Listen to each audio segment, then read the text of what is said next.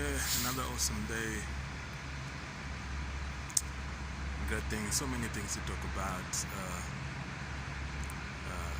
You know, life, living life, seeing people who don't like people because of skin color, and using institutionalized racism. Like it's so hidden that it's not open. People have been doing this for a long time. That it's sort of like you wouldn't know when they're doing. You can't catch them easily. It's like institutionalized corruption. I mean, it's so deep entrenched into the institution that you may not be able to catch it easily. And so many things to talk about, so many things to think about. Will they be able to do this? Will they be able to solve this situation? Books have been written about racism and how it comes in. Like, for example, when an African man has traveled to Europe and has gone to buy maize flour in a market and then put it in a bus, it's coming back home and somebody takes a picture of that, send it to the police, and the police, instead of checking the validity of the pictures and all that, they start following the man. And they follow the man, and they put the man everywhere, where he goes, what he does, and they just keep on following that man. You understand? So sometimes you look at the crap that is out there, and you don't know what to do, you don't know what to say, you don't know, there's so much crap out there. But will we be able to solve racism? Will we be able to kill racism? Will we be able to find a solution for racism? And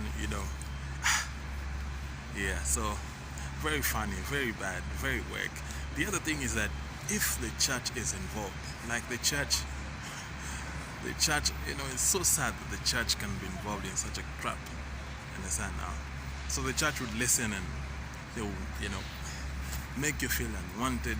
Church is a place where you feel comfortable. You feel like a place where you can hear the word of God. You can be embraced and all this kind of thing. For a Christian, maybe a Christian like me who's been a Christian for a while, I can be able to look at that and probably try and understand the dynamics of all that. But for a new believer who probably coming to church and then seeing all that crap, understand, that can chase a Christian away. And for me, mine is just to say the church needs to be very careful. How do they handle crap like this? How do they handle things like this? The institutionalized corruption. Very, very, very important. How we can handle institutionalized racism, and how we can be able to handle it and kick it out. So for me, very sad sometimes in this situation, but it is what it is. You can face the world, you can see how it is, you can see how the crap that is out there and what people are doing and the shady things that people are doing. I think I should do another video on why Africans, for example, Africans in Europe, they are used to chase another African without thinking about, is this person guilty? Is this person, has he done what they're chasing him to do? And I think that's very important for Africans here in Europe to be able to help their own African. Like I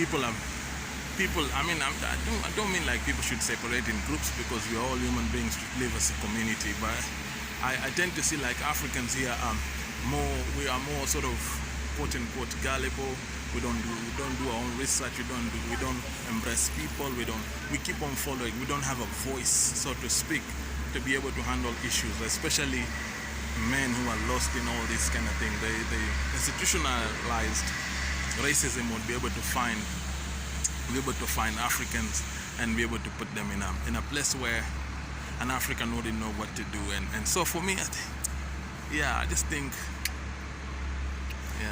it's kind of crap. I don't know what you'll be able to say if you've been in Europe, which part of Europe you've been, and the racism that you kind of see and what kind of form it comes in, whether in church and out of church, whether in working place, in university, or out of university, a place of work. What do you see when institutionalized racism is happening? So I like to hear from you. I think God doesn't like people who hate others and do false witness. It's all in the scripture where people are doing crap like this, and it's totally messed up. And so I think for me is to be able to say, hey, if you're messed up like that, hey, don't do that. No, the scripture is again, but if you hate your brother, you're worse than a murderer. You are like a murderer. The scripture says that. So until next time, you can stick over here. I like to hear what you have to say. I like to hear the things that people are doing in whichever part of Europe you are, even Africa or even in America, what you're seeing and all this kind of thing. So until next time, Yad in the building.